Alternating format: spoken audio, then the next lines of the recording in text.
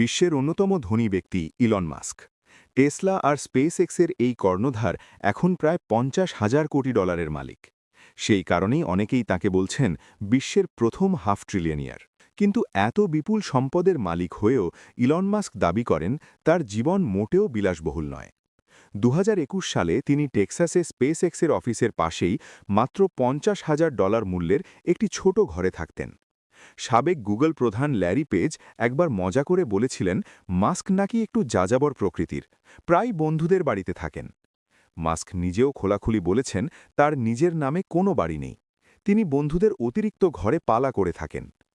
তার সাবেক সঙ্গী গ্রাইমস তো আরও এক ধাপ এগিয়ে বলেন ইলনের জীবন এতটাই সাদামাটা যে মাঝে মাঝে তিনি যেন দারিদ্র্যসীমার নিচেই থাকেন। একবার তিনি বলেছিলেন মাস্ক যে গদিটা ব্যবহার করতেন তাতে গর্ত হয়ে গিয়েছিল, তবু নতুন গদি কিনতেও তিনি রাজি হননি। তবে এই সাদামাটা জীবনের দাবির মাঝেই ইলন মাস্ক মাঝে মাঝে সবাইকে চমকে দেন। যেমন 2022 সালে তিনি $44 বিলিয়ন দিয়ে টুইটার কিনে নেন, যেটি এখন আমরা চিনি এক্স নামে। রিয়েল এস্টেটে আগ্রহ না থাকলেও গাড়ির প্রতি মাস্কের ভালোবাসা একেবারেই সীমাহীন।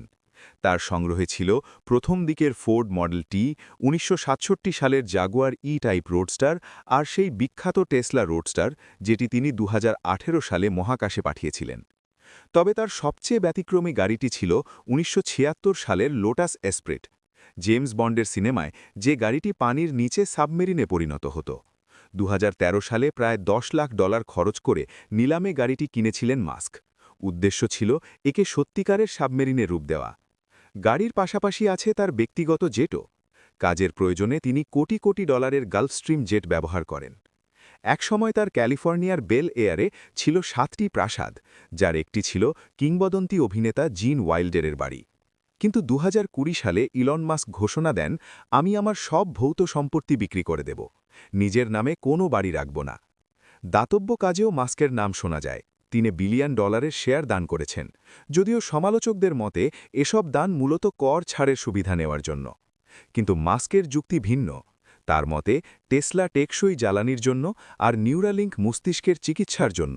এই কাজগুলোই তার কাছে প্রকৃত মানবসেবা। সব মিলিয়ে ইলন মাস্ক এক বিস্ময়কর মানুষ। $500 ট্রিলিয়ন মালিক হয়েও তিনি দাবি করেন তিনি বাঁচেন একদমই সাধারণ এক জীবনে। আমাদের ভিডিওটি ভালো লাগলে সাবস্ক্রাইব করে পাশে থাকুন। ধন্যবাদ।